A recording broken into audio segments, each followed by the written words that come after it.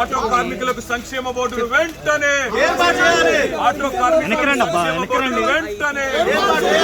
Auto కార్మికులకు సంక్షేమ బోర్డును వెంటనే ఆటో కార్మికులకు ఇచ్చిన హామీలను వెంటనే ఆటో కార్మికులకు ఇచ్చిన హామీలను వెంటనే జై తెలంగాణ జై తెలంగాణ ఆటో కార్మికులకు ఇచ్చిన హామీలను వెంటనే ఆటో కార్మికులకు ఇచ్చిన హామీలను వెంటనే ఆత్మహత్య చేసుకున్న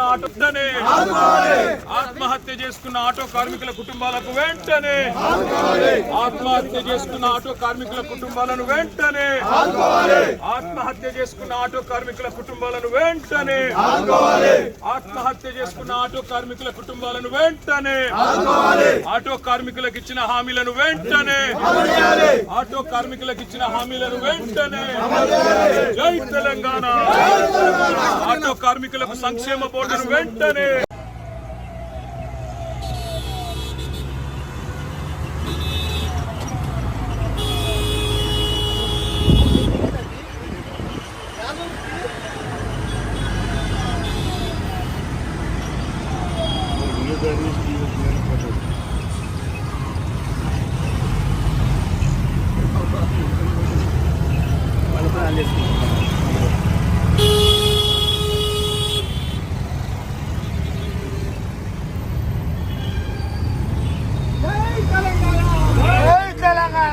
టీఆర్ఎస్ పార్టీ ఆటో కార్మికుల పైన ముసలి కన్నీరు గారుస్తూ ఉంది.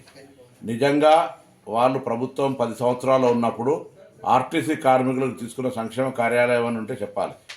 ఉదాహరణకు మెట్రో వస్తే ఇతరులపై ప్రభావం పడ్డదనో, మహిళలకు ఉచిత ప్రయాణం ఇస్తే ఆటోలపై ప్రభావం పడ్డదనో చెప్పేటువంటి ఆరోపణ తప్పు. మేము ఎక్కడ కూడా బస్సు ప్రయాణికుల ఇంటికి వెళ్ళడం లేదు. బస్సు గతంలాగానే బస్టాండ్ నుంచే పోతా ఉంది. ప్రజలు ఇంటి దగ్గర నుంచి బస్టాండ్కి రావడానికి ఆటోలు వాడుకుంటా ఉన్నారు.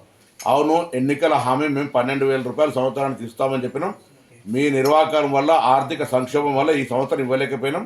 భవిష్యత్తులో తప్పకుండా ఆటో కార్మికులను ఆదుకునే బాధ్యత మా ప్రభుత్వానికి ఉన్నది. ఇటువంటి రాజకీయ క్రీడలు మీరు ఇలా ఒకరోజు కొరకు ఏదో ఆటో కార్మికులు వేసుకునే డ్రెస్సులు వేసుకొని ఇతరత్ర ఏదో ఇటువంటి వేషాలు వేసేటువంటి ప్రయత్నం, నిన్న బేడీలు వేసుకొని ఇటువంటి చేయడం అనేటువంటిది పొలిటికల్ డ్రామా.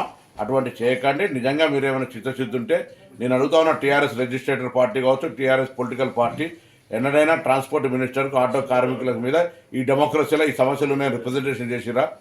వెనుకటి కూడా సామధాన భేద దండ అంటారు. అవేం లేకుండా మీరు కనీసం రిప్రజెంటేషన్ కూడా చేయకుండా మీరు అటుగా ప్రొటెస్ట్కి వెళ్ళిపోతే మేము అనేక సందర్భాలు ఆటో కార్మికులతో సమావేశాలు పెట్టినాం.